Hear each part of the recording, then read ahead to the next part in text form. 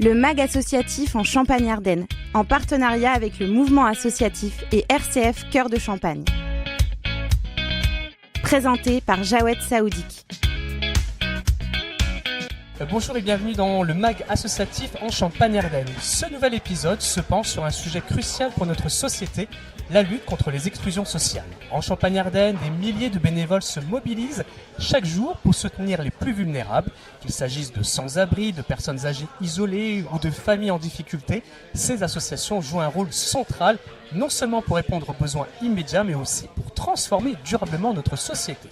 Nous avons donc choisi d'intituler ce numéro « Chronique des solidarités, le rôle des associations pour contrer les exclusions ». Nous explorerons l'engagement essentiel des associations sur le terrain face à la précarité, l'isolement et l'exclusion.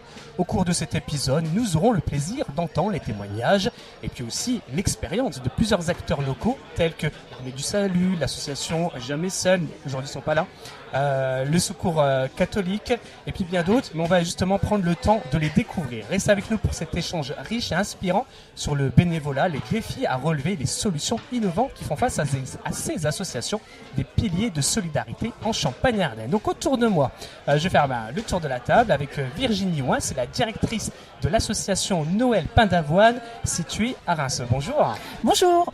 À côté de vous, Mickaël Boud, c'est le délégué du Secours catholique Caritas France Marne-Ardenne. Bonjour Mickaël. Bonjour à tous. Et puis on poursuit avec Marie-Pierre Guy, c'est la directrice de la Fondation Armée du Salut, également basée à Reims. Bonjour. Bonjour. Et on termine avec Laurence Lamiablot, directrice institut de l'UDAF Marne. Bonjour. Bonjour. Alors déjà pour commencer, avec là aujourd'hui nous sommes au cœur de la foire de Châlons. Quels sont un petit peu les échanges que vous avez pu avoir, comprendre, rencontrer, qui a pu se faire un petit peu aujourd'hui? Allez-y. Aujourd'hui, c'est un petit peu la rentrée des acteurs, donc on va à la rencontre des associations aussi qui sont présentes. Voilà, on se redécouvre. Effectivement, on voit bien que chacun on propose des services, on a chacun dans nos structures, dans nos associations des actualités et de pouvoir les partager. Ça permet aussi, au bout du bout, de mieux accompagner les publics, dont les jeunes, dont je pourrais parler peut-être plus tout à l'heure. Public qu'on accueille à l'association Noël Pain d'Avoine. Mais voilà, l'idée c'est d'aller à la rencontre des usagers et des professionnels pour toujours mieux se connaître et puis voilà ce que je peux dire ce jour. D'accord. Qui veut poursuivre, ajouter quelque chose? Cette rentrée, c'est aussi le moment pour nous d'aller au-devant de nos donneurs d'ordre, de nos financeurs. On sait que c'est des moments un petit peu particuliers quand on vit pour beaucoup, presque tous, d'argent public. Donc l'avantage de la foire de Châlons, qui est vraiment un événement phare, qui nous permet de voir en l'espace d'une semaine tous les interlocuteurs à 10 mètres les uns des autres et aussi de nouer des partenariats nouveaux parce qu'on se connaît entre nous associations aujourd'hui, mais il est important aussi que collectivement on fasse porter le message de ce que nous véhiculons comme valeur au sein des associations, à la fois pour les usagers que nous accompagnons, mais aussi pour les bénévoles de demain que peut-être nous pouvons accueillir dans nos structures pour continuer un petit peu ce chemin ensemble. D'accord. Tu vas rajouter? Je crois que c'est aussi important, et c'était le cas tout à l'heure, mais pour les personnes qui ne connaissent pas nos différentes associations et pour qui on peut les sensibiliser à ce que l'on peut faire.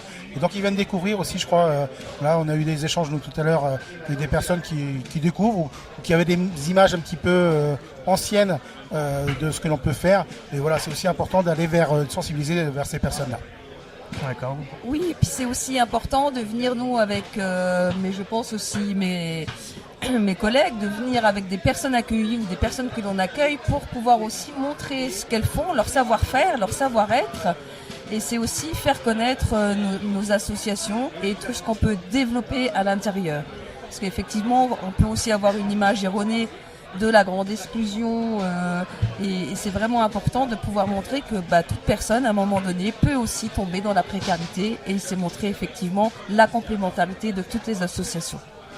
Pour mieux justement vous connaître, ce que je vous propose, pour connaître aussi vos organismes, vos associations, vos fondations, au-delà de présenter, je préfère vous présenter à travers, par exemple, à des initiatives locales que vous avez pu mener ici en Champagne-Ardenne, lesquelles, selon vous, a défini bien votre association, ou surtout aussi, qui a été assez marquant, et quelles sont un peu les réussites, et puis les difficultés.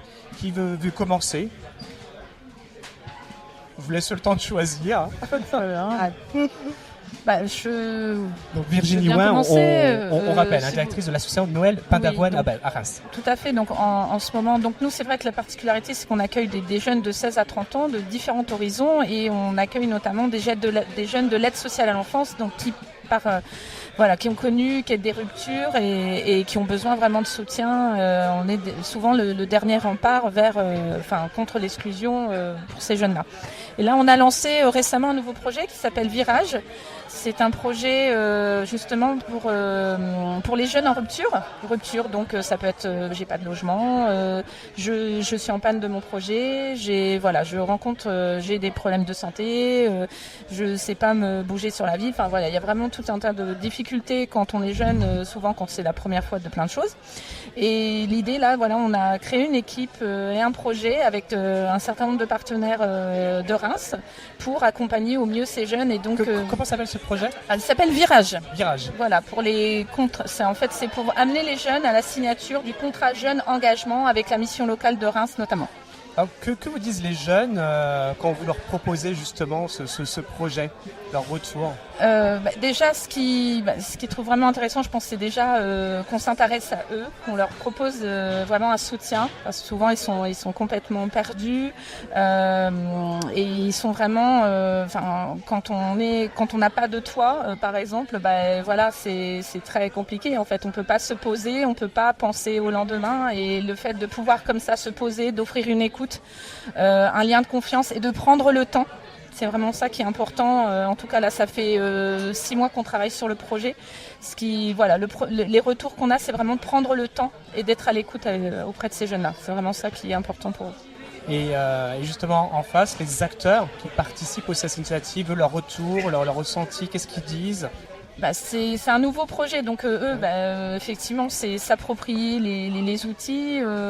Il y a des solutions qui existent. C'est juste à un moment donné que la solution rencontre le public en fait. Donc, en tout cas, nous, ce sont des éducateurs spécialisés, donc c'est leur métier d'être dans l'accompagnement, dans l'écoute, dans leur relation de confiance avec les jeunes pour justement avancer sur le parcours des jeunes.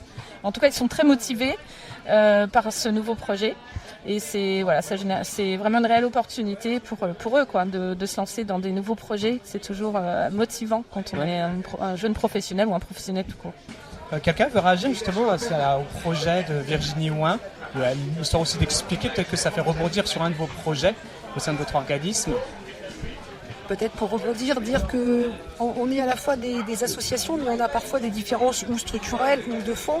En ce qui concerne l'Union départementale des associations familiales, qui fêtera ses 80 ans l'année prochaine, on a une instance nationale qui nous fédère, puisqu'on appartient au réseau de l'Union nationale des associations familiales, qui a été créée par la loi au sortir de la guerre en 1945, et nous, on est inscrits dans le Code de l'action sociale et des familles. Ça peut donner l'impression qu'on a une mission très institutionnelle, ce qui est vrai, mais ça ne nous empêche pas de réagir aussi à des projets d'innovation sociale, mais aussi de répondre à des besoins des services de l'État, notamment de porter des services. Et c'est ce qui nous est arrivé quand la guerre en Ukraine s'est déclenchée il y a maintenant 2 ans et demi, où du jour au lendemain, il a fallu accueillir à l'échelle nationale près de 100 000 personnes. Donc on ne faisait pas l'accompagnement de familles dans le cadre d'un dispositif qui s'appelle l'intermédiation locative. Aujourd'hui, on accompagne 150 personnes et on porte 80 appartements en gestion directe pour pouvoir répondre à cette demande à l'instant T. Donc c'est l'intérêt d'avoir des structures qui ont une force de frappe en fait au travers de leurs professionnels, puisque si on essayait d'additionner l'ensemble des collaborateurs qu'on a autour de la table, on représente aussi un pan de l'emploi non négligeable qu'il est important de préserver en ce moment, puisque au regard de la raréfaction de l'argent public, on est aussi, nous, en tant qu'employeurs, à devoir maintenir des emplois parce que c'est au service des gens. Justement, comment vous faites pour véritablement faire face à ce type de difficultés où si d'un coup on peut avoir 200 réfugiés qui arrivent sur le territoire marnais? Comment, par exemple, l'UDAF se dit zut, j'ai personne, j'ai peut-être pas les moyens financiers, mais j'ai quand même 200 réfugiés qui arrivent d'Ukraine. Alors avec ma collègue de l'armée du Salut, c'est pas évident parce que la situation vous tombe dessus à chaque fois. Nous sommes des hommes et des femmes d'action, c'est-à-dire que on peut dire qu'on a fait la guerre ensemble, sans mauvais jeu de mots et surtout sans porter avec tout le sérieux et le respect qu'on a pour ceux qui l'ont vécu.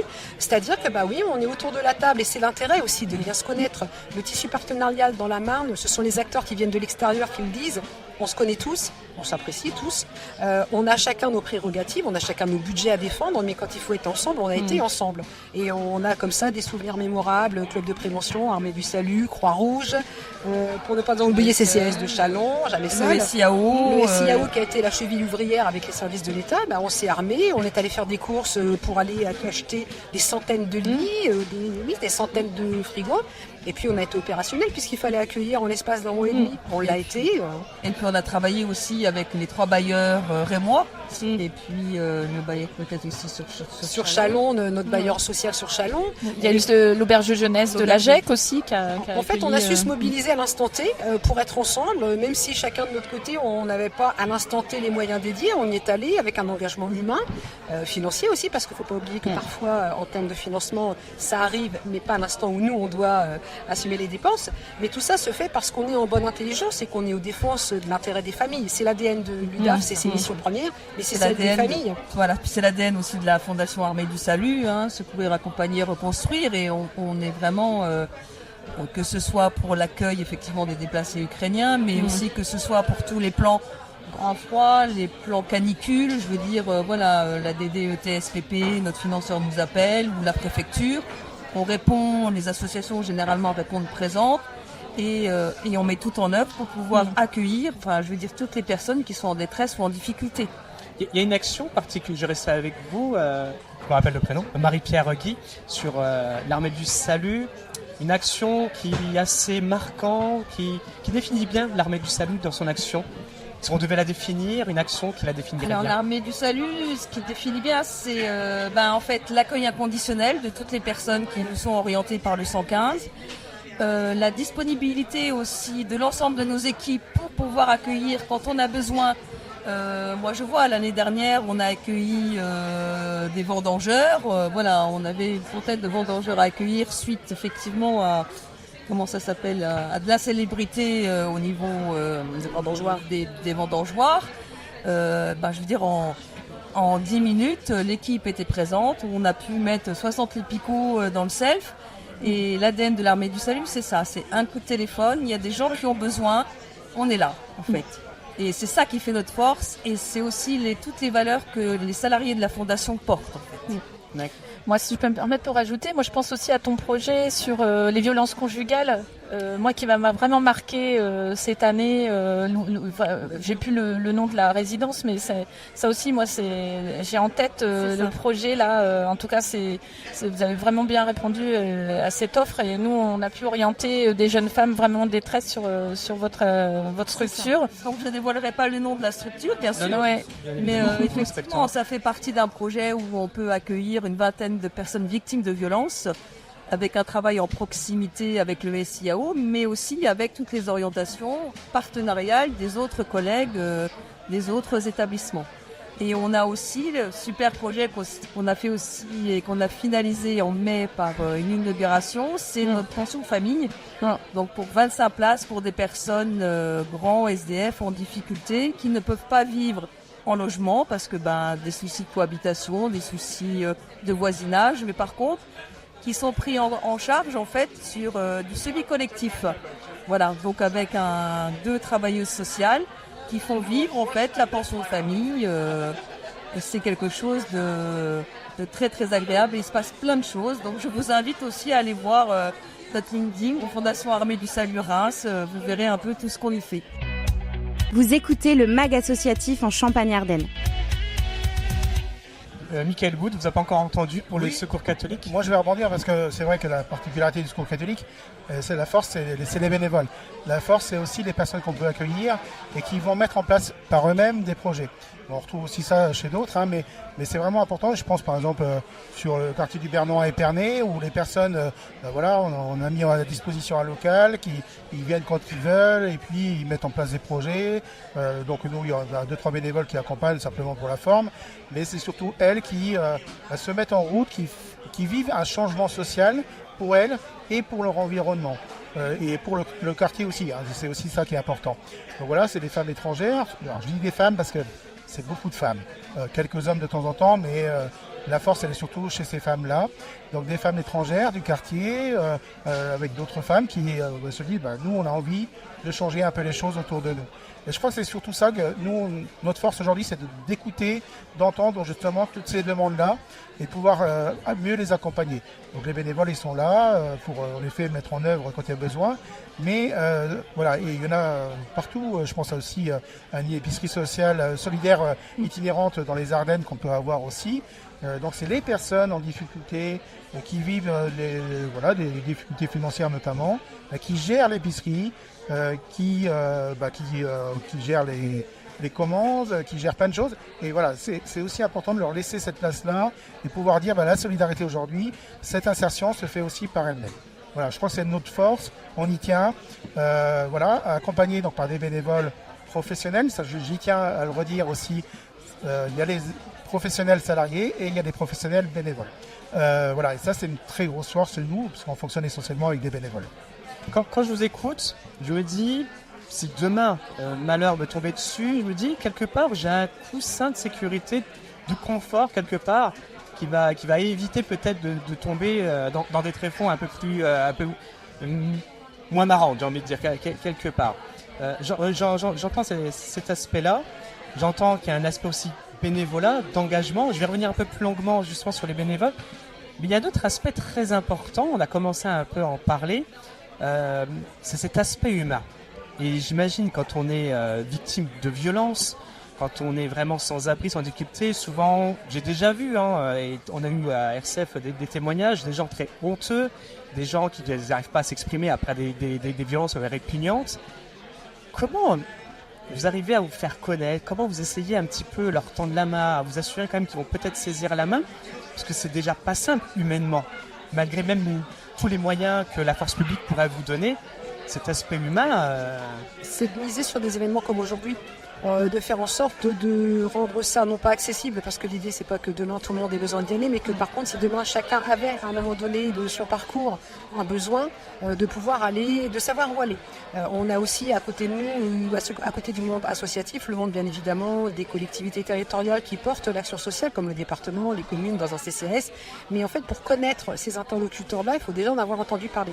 Et c'est pour ça que de ce constat, l'UDAF est en réflexion sur un projet justement généraliste avec des collègues de familles rurales, notamment la fédération départementale, d'entités, des lieux d'accès, d'information et d'orientation. L'idée, c'est de pas faire à la place des loups, mais de porter à la connaissance de tout un chacun qu'il existe des dispositifs qui peuvent les concerner. On a sur le stand, là, qui est juste à côté de nous, un support qui montre que demain, tous, on peut avoir une difficulté financière.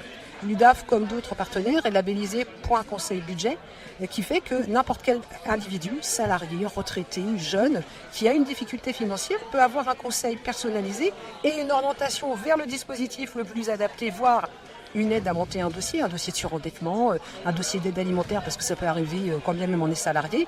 Et c'est cette information généraliste de premier niveau qui est le plus compliqué à faire entendre. Quelqu'un qui est depuis un petit peu plus longtemps dans la difficulté, il a ses interlocuteurs, il sait vers qui se tourner. Demain, je suis la première à le dire, demain j'ai une demande à faire auprès de la CAF, je ne suis pas la plus armée. Et des jeunes qui sont aujourd'hui hyper connectés, qui passent leur temps sur leur téléphone, au mieux ils connaissent le site de la CAF, mais dès qu'on est dedans, on s'y perd. Donc c'est important de retrouver le contact humain. À l'heure où la dématérialisation, elle est venue accélérer l'accès au droit, mais parfois elle l'a rendu encore plus compliqué à atteindre. Contact humain, parce qu'on doit jouer aussi cette complémentarité.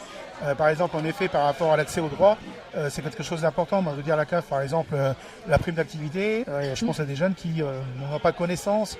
Et comment on essaye dans nos différentes associations de leur dire, là, il y a un droit, comment tu peux essayer d'aller chercher ce droit-là, mais en jouant aussi la complémentarité avec la mission locale s'il y a besoin, etc.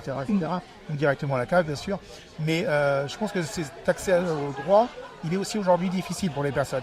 Donc il faut vraiment qu'entre nous, on puisse se dire les choses et dire, voilà, moi je peux faire une première écoute, une première orientation, et puis après il y aura quelqu'un d'autre qui prendra le relais. Et je crois que c'est vraiment aussi une force qu'on peut avoir entre nous. On travaille en équipe, c'est pas pour faire un mauvais parallèle ou Johnny ou à l'heure des Jeux Olympiques ou Paralympiques, mais c'est ça en fait, c'est un travail d'équipe. On a parfois des grands donneurs d'ordre qui font un peu l'arbitre au milieu parce qu'il faut qu'on ait tout ça financement, mais c'est un travail d'équipe. On a des spécificités de public. C'est vrai que si je dois aller chercher un public jeune, j'irai chez la collègue de Lionel Pardavoine. Chez nous, on est de 0, voire même avant, puisqu'on réfléchit vraiment à la parentalité. Mais si demain j'ai un problème sur un territoire où je sais que le Secours catholique est présent, on s'appelle, on se connaît, et on oriente rapidement. Ce qu'il faut maintenant, que cette interconnaissance, elle aille jusqu'au grand public. C'est ça. Pour compléter, nous, je vois bien, nous les jeunes entre eux, en tout cas, ce qui marche bien, c'est le bouche à oreille aussi. Quand effectivement, certains ont la connaissance, ils se la partagent.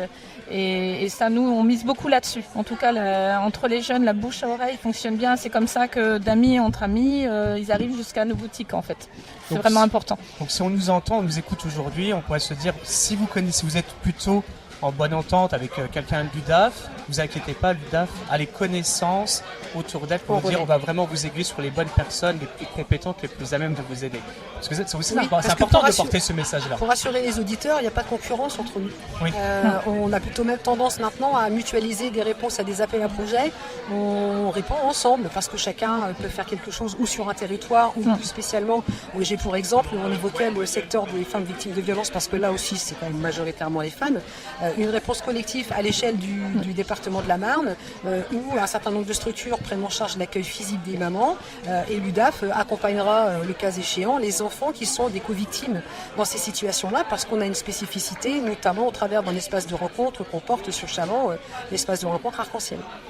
Mais je pense que c'est ça qui fait la force en fait de nos associations, c'est qu'on se retrouve tous sur les mêmes valeurs. On l'a dit plusieurs fois, on se connaît tous. On a chacun nos spécificités et tout ça, et je pense qu'il ne faut pas oublier, c'est aussi le SIAO 51 qui est géré par un groupement où on est plusieurs à porter ce groupement, donc, et c'est toute ce maillage qui fait qu'en sorte en fait, on peut monter des projets à plusieurs. On peut effectivement avoir des spécificités. Alors nous effectivement on a ouvert des places personnes victimes de violences, mais je veux dire voilà, il y a aussi peut-être des places d'urgence, des places pour les demandeurs d'asile, enfin voilà, il y a des appels à projets et au lieu qu'on soit en concurrence, on met nos forces en commun et on réfléchit à savoir comment on peut faire se positionner chacun sur les projets. C'est ça aussi notre force dans la Marne. C'est le SIAO 51, il est aussi force de proposition. Et on travaille aussi très bien, je veux dire, avec l'État pour pouvoir monter tous les projets, que ce soit des projets jeunes, des projets mission locale, des projets UDAF, projets fondation ou secours catholique.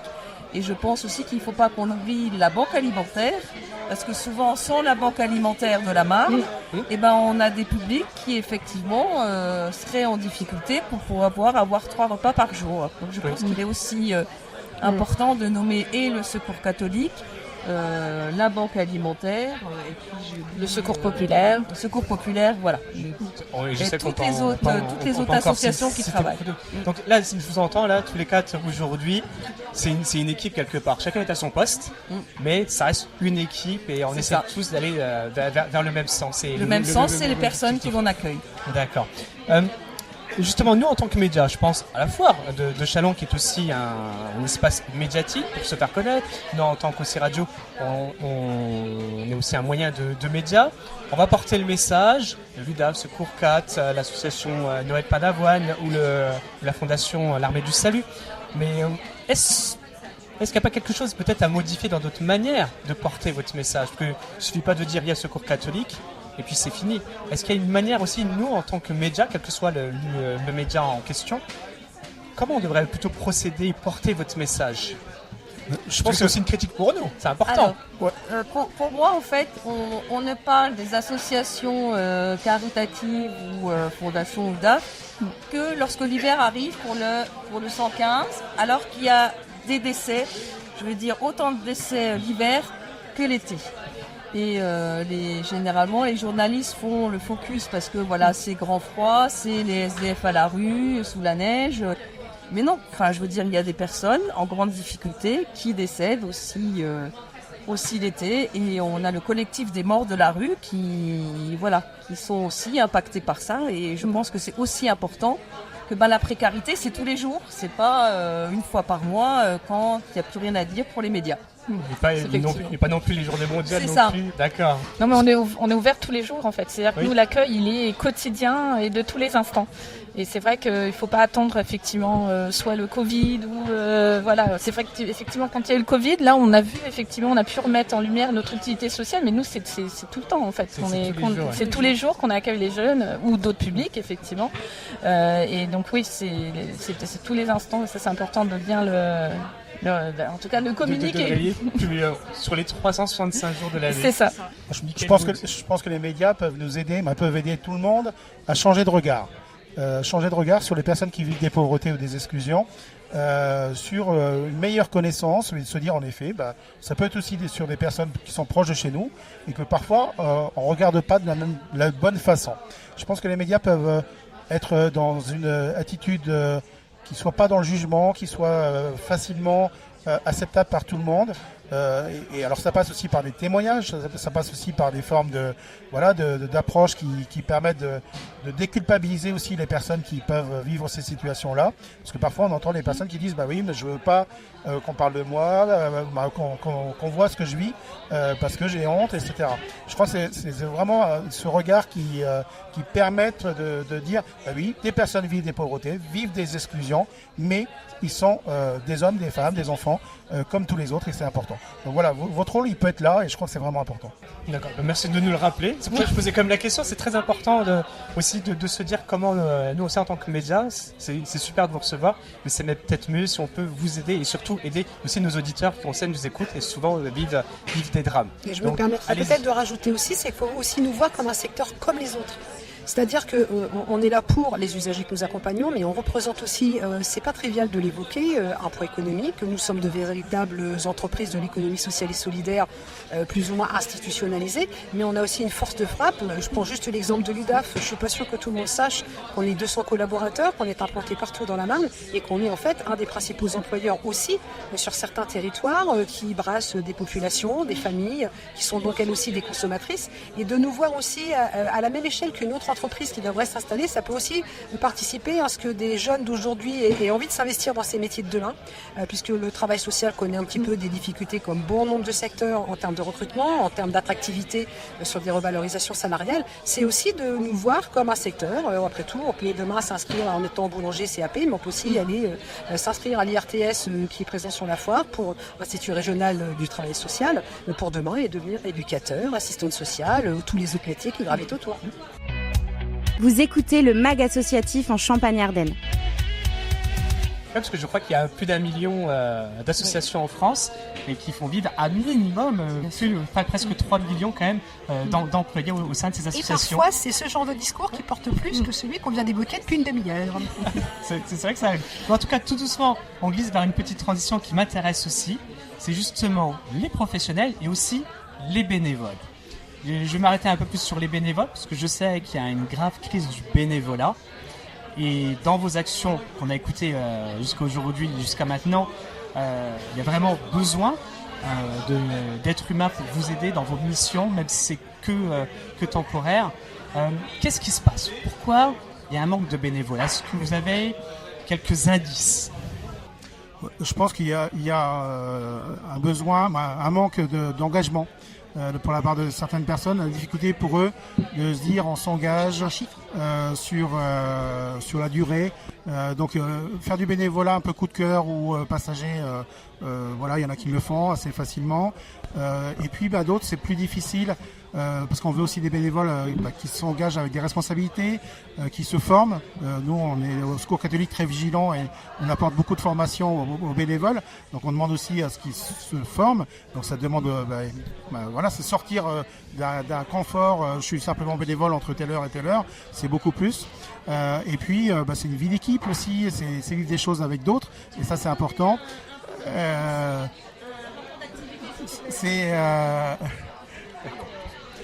Voilà. Allez-y, Michael, c'est vrai qu'on est en pleine forme, donc il y a du monde qui circule, c'est pour ça. donc voilà, je pense qu'aujourd'hui, il y a peut-être aussi, j'en vois beaucoup depuis le Covid, un sentiment de certaines personnes de dire on va profiter aussi pour soi. Voilà, donc on va rejoindre des associations sportives, on va rejoindre culturelles ou autres, et peut-être un petit peu moins pour les autres, ou en effet du côté social notamment. Donc c'est certainement une difficulté aujourd'hui. Et en même temps, on voit moi j'ai vu des jeunes et je vois des jeunes qui ponctuellement disent s'intéressent et qui reviennent un peu après. Donc ils commencent par découvrir, voilà, tout doucement. Qu'est-ce que vous faites, etc., etc. Ça m'intéresse, et qui commencent à s'engager. Alors timidement au début, mais c'est pas grave. Du moment que, voilà, ils vont peut-être prendre le pli à un moment donné, où ils vont se dire, c'était pas si mal que ça, je vais pouvoir y retourner. Faut tenter l'association, le bénévolat. Alors faut tenter, oui, ça c'est sûr, obligatoirement, et tout le monde peut vivre cette expérience de bénévolat. Quelqu'un veut rajouter quelque chose justement sur le bénévolat? On peut trouver un modèle intermédiaire puisque l'union départementale, comme son nom l'indique, on fédère 135 associations. On est dans une soixantaine d'instances, c'est-à-dire quand un CCAS se réunit, un centre communal d'action sociale, il y a un représentant de l'UDAF. Quand on est au sein d'instances au sein de l'État, on a des représentants de l'UDAF, mais on a aussi des représentations au sein des hôpitaux. C'est-à-dire que dans un hôpital, il y a dans son instance un représentant des usagers. Ça peut être une première façon de s'engager dans le bénévolat, pas forcément à être dans la vie d'une association, mais aller porter un message commun, aller défendre des intérêts d'une corporation, donc des usagers des hôpitaux par exemple, et au-delà, une fois qu'on a commencé par ça, peut-être aller vers un peu plus de collectifs. Mais on a quand même ce besoin de restructurer un petit peu, de régénérer nos effectifs, parce que c'est les anciens qui peuvent expliquer ce qu'est la vie associative, donner envie, et puis les jeunes qui arrivent donnent aussi d'autres façons de faire, d'autres façons un peu plus professionnelles parfois d'envisager le bénévolat.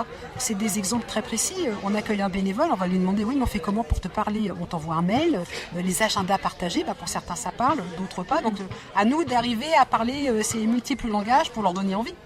Quand je vous écoute là, juste avec ça, j'ai l'impression que ça demande quand même de sacrées compétences. Est-ce que justement être bénévole, j'en tire pas une expérience, voire même le valoriser pour moi plus tard, pour un futur métier?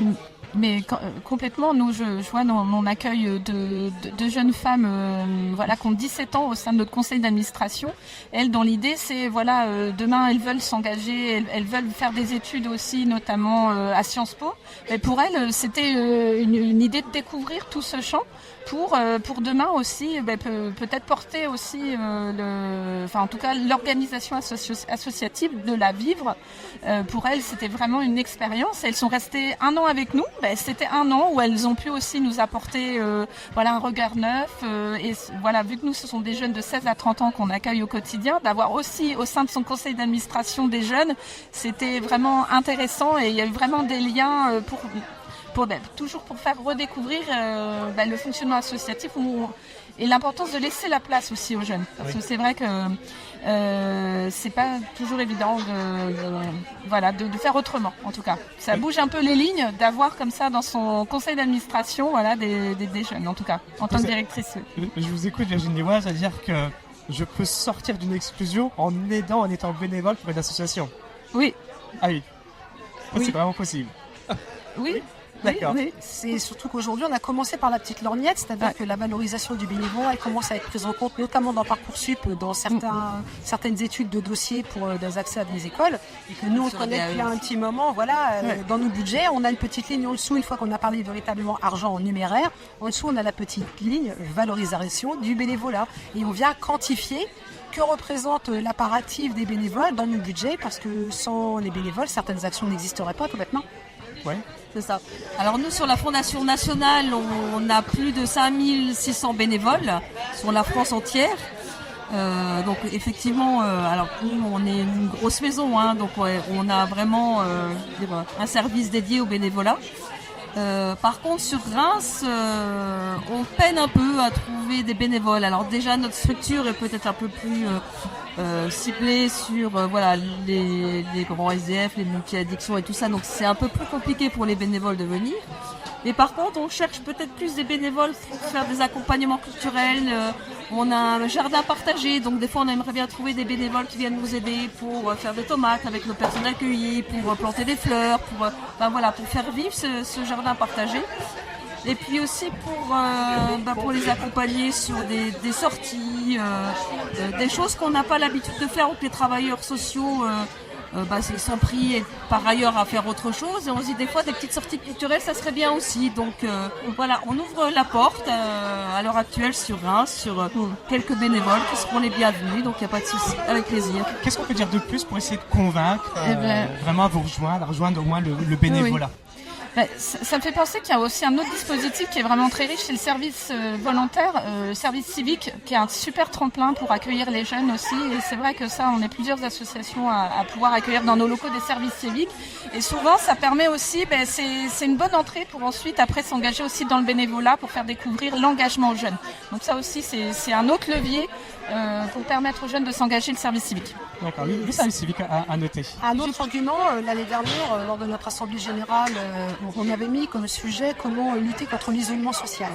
Le bénévolat, c'est aussi une façon de lutter contre l'isolement, puisque la personne qui se décale petit à petit, côtoie de moins en moins de monde, elle peut demain retrouver une vie sociale au travers d'un engagement bénévole, quelle que soit la thématique, que ce soit culturelle, sportive, elle se retrouver avec un collectif dans lequel elle va s'épanouir. Donc le bénévolat, c'est aussi, faut pas oublier que demain la population française va vieillir, on va tous avoir plus de 60 ans bientôt, et donc c'est important peut-être de préparer quand on est encore actif ou quand on n'est déjà plus, de se dire tiens, je vais pousser le pas de la porte d'une association locale, je vais aller demander, on a le forum des associations à Reims qui a lieu le week-end prochain, on a ces initiatives là aussi un peu partout sur le département, venez nous rencontrer, et puis on n'est pas là pour aller recruter à tout va, mais venez découvrir ce qu'il est possible, et on va découvrir des choses extraordinaires. C'est très riche d'expérience en tout cas pour les personnes. Je pense que les gens dans le bénévolat, ils ont beaucoup de compétences à partager. Et je pense que ces compétences, nous des fois on en a besoin, et voilà, il faut venir absolument aller voir toutes les associations et venir faire du bénévolat autour de nous. De la même façon qu'on mise sur les aptitudes de toutes les personnes qu'on accompagne, on ne regarde pas les freins ou leurs difficultés, on voit surtout ce qu'ils sont capables de faire, mais ça marche aussi pour les bénévoles. Ils savent tous faire quelque chose. Donc n'hésitez pas à toquer la porte. Je pense que ça vaut vraiment le coup. Petit point que j'avais remarqué un petit peu en suivant les réseaux sociaux. Je trouve les réseaux sociaux, c'est très facile d'être bénévole, un petit like, on repartage et on a l'impression d'avoir fait le plus grand don, le plus grand bénévolat pour une association. Mais souvent, je me dis, si ça porte pas quand même quelque part un peu préjudice aux associations. Je sais pas le regard que vous avez par rapport à ça. Oui, nous c'est facile puisqu'on n'est pas très présent sur les réseaux sociaux encore, ça viendra, mais c'est une façon au moins de nous faire connaître. Je pense qu'aujourd'hui les réseaux sociaux, ils ont l'avantage de nous mettre sur une espèce de pied d'égalité. On n'est pas misérable quand on est sur Facebook et LinkedIn où on voit qu'on est des structures professionnelles, qu'on apporte vraiment un service à la population. C'est un outil, c'est pas une fin en soi. Qui mettent un like, tant mieux, mais s'ils pouvaient pousser une porte, ça serait mieux encore. Ça serait mieux encore. C'est un outil, c'est un bon outil de partage. Après, sur le grand public, c'est un bon outil pour entrer en contact avec le grand public, justement. Oui. D'accord. Je pense que par rapport aux réseaux sociaux, on voit, nous, des demandes de bénévolat, mais on en a une grosse part, au moins plus de la moitié, qui ne donnent pas de suite. Ils commencent, ils offrent, voilà, ça m'intéresse, etc. Et on leur propose de les rencontrer.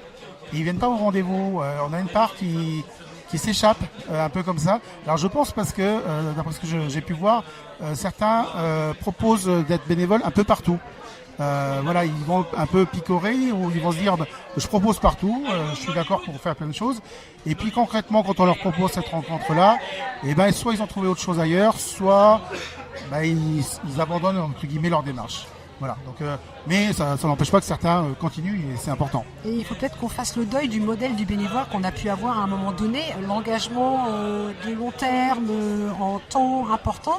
Il faut aussi qu'on sache s'adapter à des bénévoles qui ont envie de passer, pourquoi pas, une après-midi au secours catholique, puis le lendemain, il irait à l'armée du salut, et puis parce qu'il aurait envie, il finirait chez ma collègue Noël Pindaval, pour revenir peut-être 6 mois plus tard à l'UDAF. C'est compliqué pour nous aussi de nous adapter à ces mutations-là.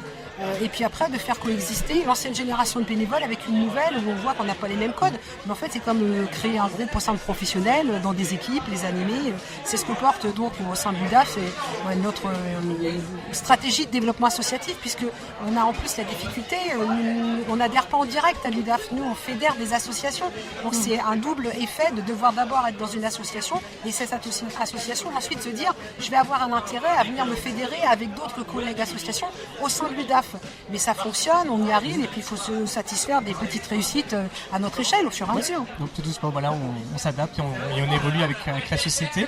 Donc ça c'était vraiment l'aspect bénévolat. Il y a l'autre aspect professionnel. Et bien évidemment, qui dit professionnel aussi, on dit là véritablement financement public. Donc là, on touche à un sujet un petit peu costaud, un petit peu sérieux. Déjà, je sais que dans certains secteurs, il y a un manque cruel justement de candidats. Est-ce que dans le milieu associatif, il y a aussi ce manque-là qui existe ou pas du tout? Vous trouvez quand même beaucoup de candidats qui se présentent. Candidat, c'est-à-dire je pense dans la restauration, vraiment des candidats. Dans le recrutement, c'est ça? Vraiment dans le recrutement. C'est tendu, quoi. C'est vrai tendu. Que quand on recrute, effectivement, il faut la posture employeur-salarié a quand même beaucoup évolué. C'est-à-dire qu'il faut développer ce qu'on peut dire un peu dans le jargon RH, une marque employeur, où il faut effectivement jouer avec nos armes, le côté humain. Il y a vraiment cette... c'est un peu chaud. Oui, je sais pas ce qui se passe à côté. Je crois que c'est le vélo. Oui, j'ai cru que c'était un drone. Oui, c'est le vélo.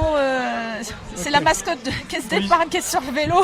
Ouais, donc je précise que là, tous les bruits vous entendez, parce que nous sommes à la foire de Châlons, donc il y a énormément de monde aujourd'hui au village associatif. C'est une bonne nouvelle. Oui, tout à fait. Non, il y a de l'ambiance, il n'y a pas de souci. Il y a des épreuves, donc toutes nos excuses un petit peu pour les bruits qui dérangent pendant l'interview.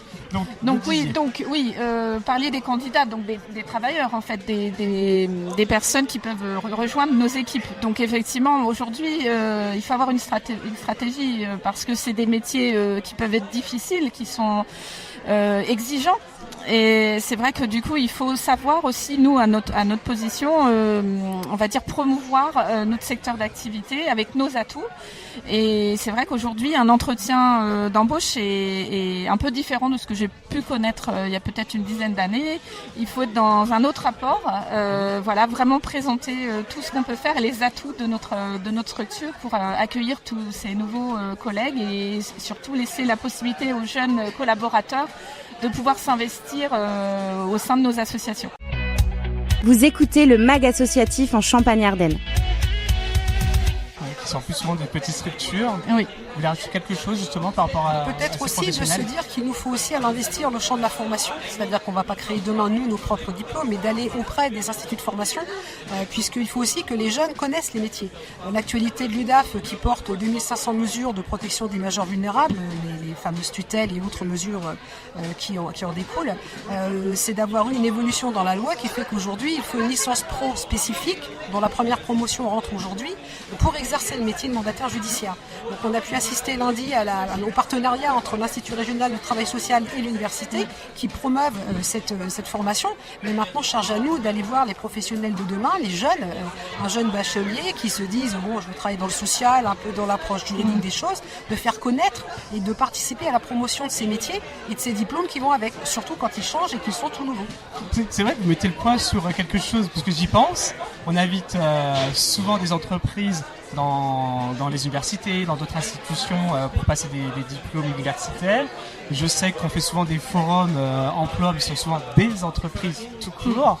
Et puis quand c'est des associations, on dit quand on fera un événement pour aider les gens, on les invitera. Voilà, nous sommes des entreprises comme les autres. Pour certains, ce sont des gros mots, mais non, c'est juste une réalité. On a besoin de compétences.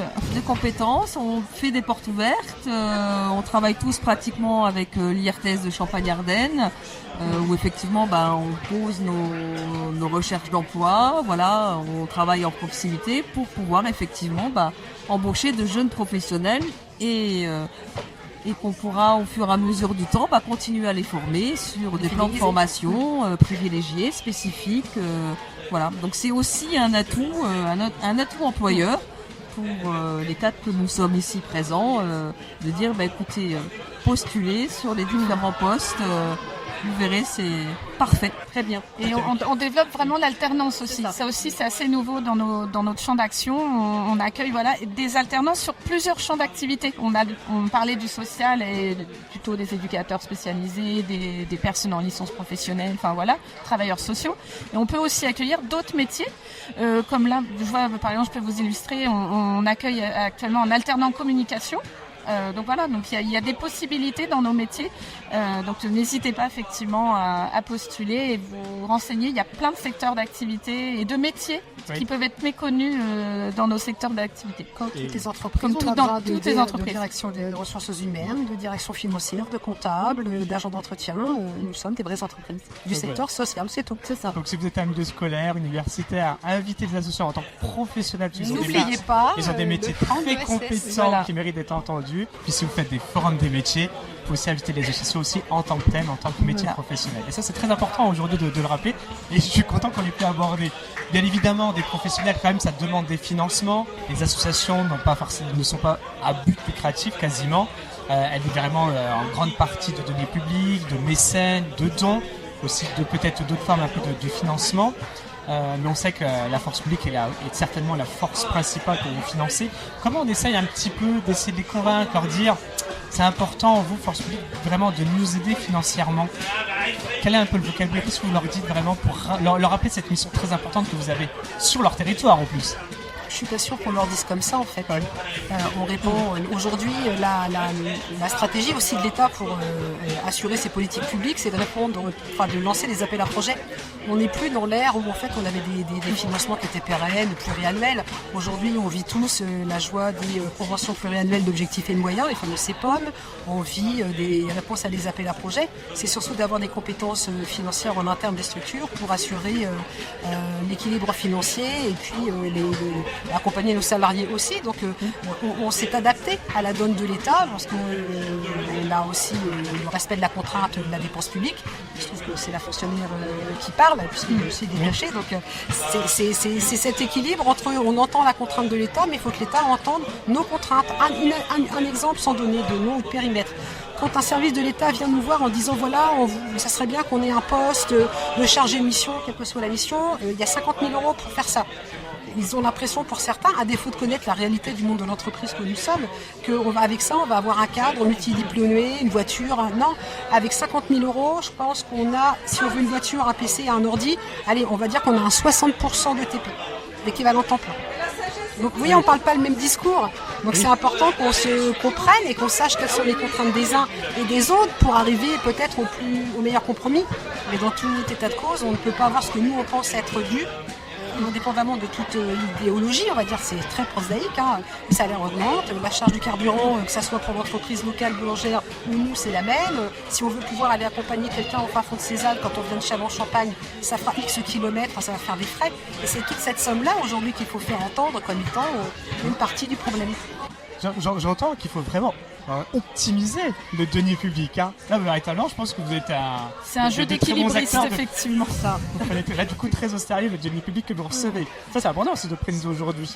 De toute façon, on rend des comptes, donc on est très surveillé. On a un commissaire aux comptes, un expert comptable. C'est des choses, voilà, effectivement, on doit optimiser les choses. Oui. Et voilà, je rejoins Laurence de l'UDAF, quoi. C'est vraiment ça, c'est l'optimisation permanente et en même temps faire remonter aussi la réalité de l'écosystème dans lequel on agit, en fait. C'est l'inflation, on la vit au même titre qu'une entreprise classique. Et voilà. Donc, ce qui veut dire qu'il faut tout le temps être aussi en dynamique. Il faut vraiment être dans l'observation et dans la dynamique et proposer aussi des choses. Ce sont des partenaires. En fait, c'est vraiment un écosystème où on agit en partenaire avec justement les collectivités et le département. Enfin, toutes les collectivités et l'État. On travaille ensemble. Mais voilà, il faut avoir ce dialogue de gestion et vraiment démontrer aussi la réalité des finances qui sont pas simples pour personne en fait. Ça c'est vrai. Après effectivement on a aussi toute la partie mécénat en fait, je veux dire nous pour la fondation et toute la partie dons.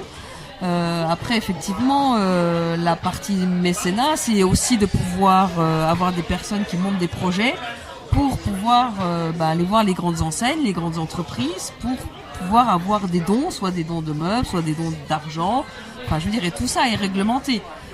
Et je pense aussi qu'en une quinzaine d'années, en fait, on est passé d'une subvention ou dotation tout État à un système maintenant un peu plus de mécénat où on va chercher un peu du côté des entreprises ou des grandes entreprises. Donc, quand on fait pour certains projets des appels aux dons,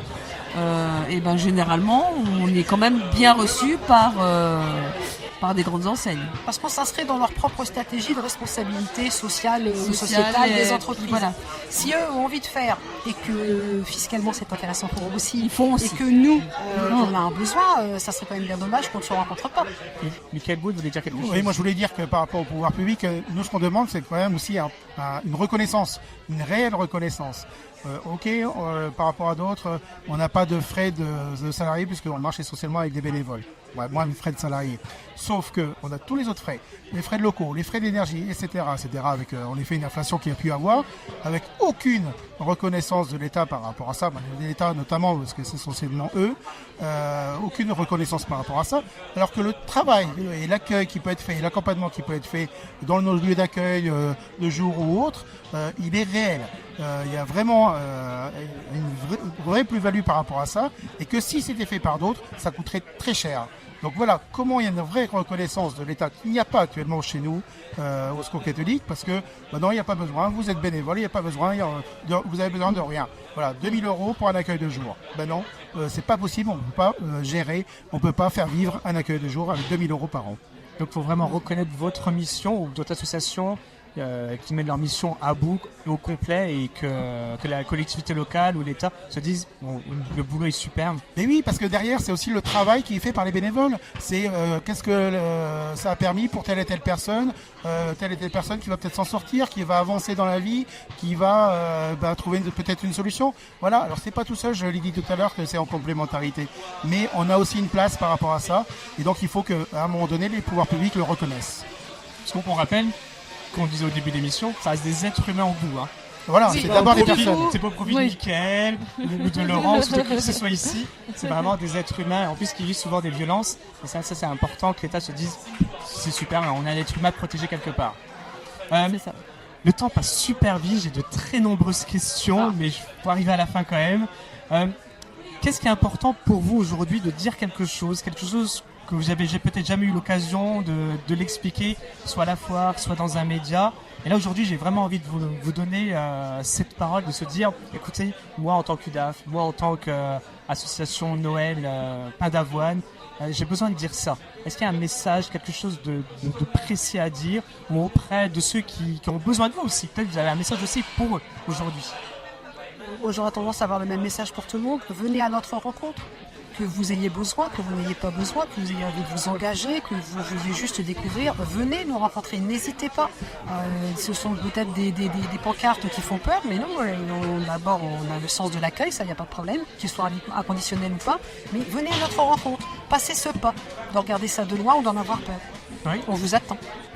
C'est ça, et peut-être rafraîchir un peu l'image qu'on peut avoir, alors je vais parler pour la Fondation Armée du Salut, où effectivement, quand on discute avec des gens, c'est souvent les officiers en uniforme, c'est souvent la cloche à Noël. Oui, effectivement, ça c'est la partie congrégation, il n'y a pas de souci, mais on fait plein d'autres choses. Et je pense qu'il faut que les gens puissent aussi aller voir sur les sites, pour ceux qui sont férus d'Internet, mais d'ouvrir aussi les portes des associations et de venir nous voir. Je rejoins effectivement ma collègue de l'UDAF, passez nos portes, venez nous voir. Important, oui. Oui, moi je rejoins aussi, c'est vraiment de franchir le pas, de venir nous voir, d'échanger, prendre le temps d'échanger, de nous connaître, et puis de peut-être découvrir quelque chose qui va vous emballer aussi les uns les autres. Effectivement, beaucoup de choses sont dites. Moi, je pourrais dire la rencontre, le lien de confiance, c'est vraiment la base, nous, de notre travail avec les jeunes qu'on peut accueillir. En tout cas, on est des repères. Souvent, les jeunes, quand ils sont passés par chez nous, reviennent nous voir pour donner des nouvelles. C'est qu'il y a vraiment quelque chose qui s'est passé, le lien humain et de confiance entre nos associations, l'équipe, avec un grand E, bénévoles, salariés et jeunes, en tout cas, et le public qu'on peut accueillir. C'est le lien de rencontre et d'échange.